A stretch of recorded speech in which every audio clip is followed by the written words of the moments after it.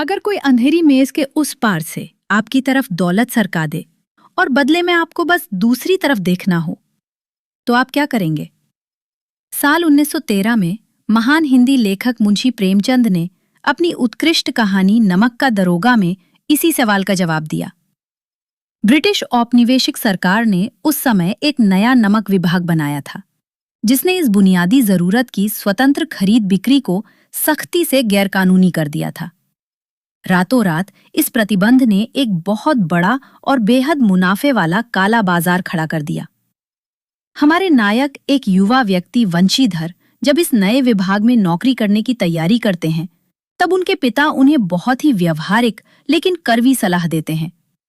मूल हिंदी पाठ में पिता समझाते हैं कि निश्चित वेतन पूर्णिमा के चांद जैसा होता है, जो सिर्फ एक दिन पूरा दिखाई देता है, फिर घटने लगता है। लेकिन ऊपरी आमदनी यानी रिश्वत का पैसा एक ऐसा बहता हुआ झरना है जो कभी खत्म नहीं होता। वंशीधर एक ऐसे माहौल में कदम रख रहे हैं जहां हिस्सा लेना लगभग जमीन का कानून बन चुका है। ये जीवित रहने का सामाजिक रूप से स्वीकार किया गया और खुले तौर पर प्रोत्साहित नियम है। लेकिन वंशीधर इस खेल में शामिल होने से इनकार कर देते हैं। वो कानून को पूरी सख्ती से लागू करते हैं।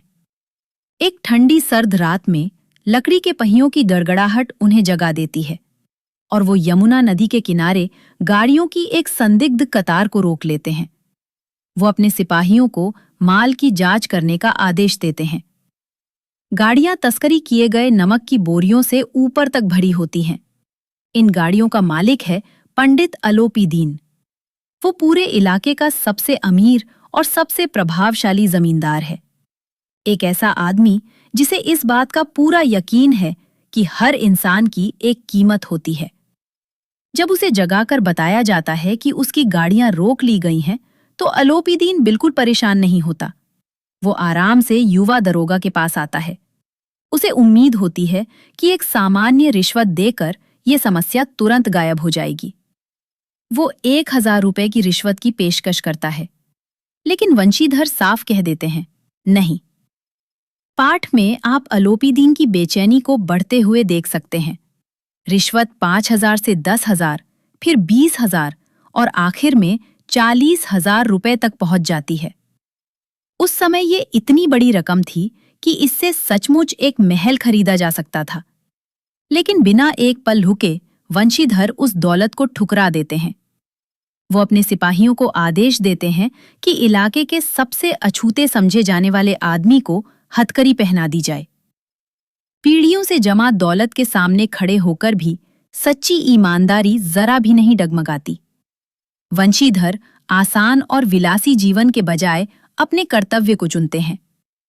लेकिन ये जीत बहुत कम समय तक टिकती है। सुबह होते ही अलोपी दीन अपनी भारी दौलत का इस्तेमाल न्याय के पल्ले को अपने पक्ष में झुकाने के लिए करता है। पूरा अदालत कक्ष एक बाजार बन जाता है। वकील, गवाह और यहां तक कि मैजिस्ट्रेट भी जल्दी ही खरीद लिए जाते हैं।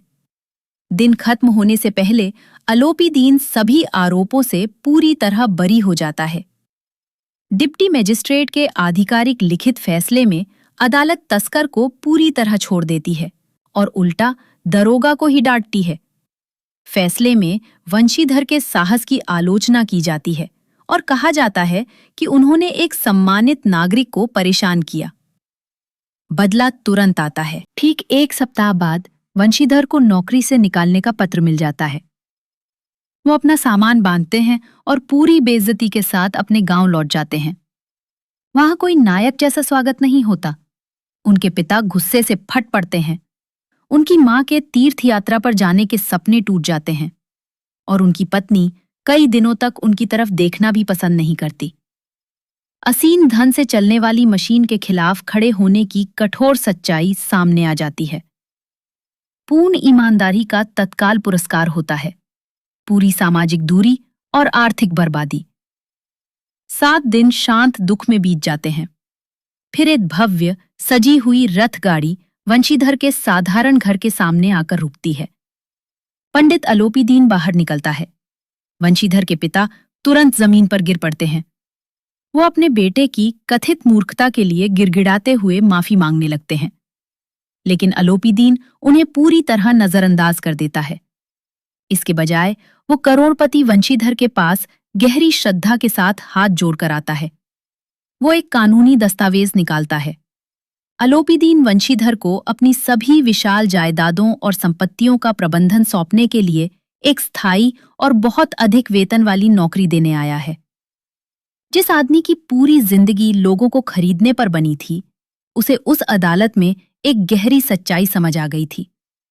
अपने विशाल साम्राज्य की रक्षा के लिए उसे दुनिया में सिर्फ एक आदमी की जरूरत थी, वही आदमी जिसे वो खरीद नहीं सका।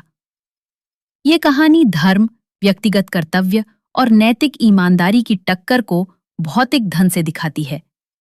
धन इंसान पर भारी पड़ सकता है, लेकिन सच्चा कर्तव्य पूरे तराजू को ही तोड़ देता है। वो पूरी तरह अलग पैमाने पर काम करता है।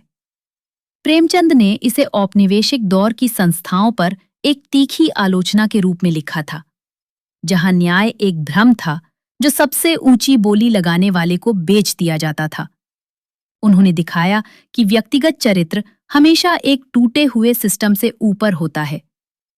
एक सदी से भी ज्यादा समय बाद वही स्थिति आज भी हमारी दुनिया में दिखाई देती है।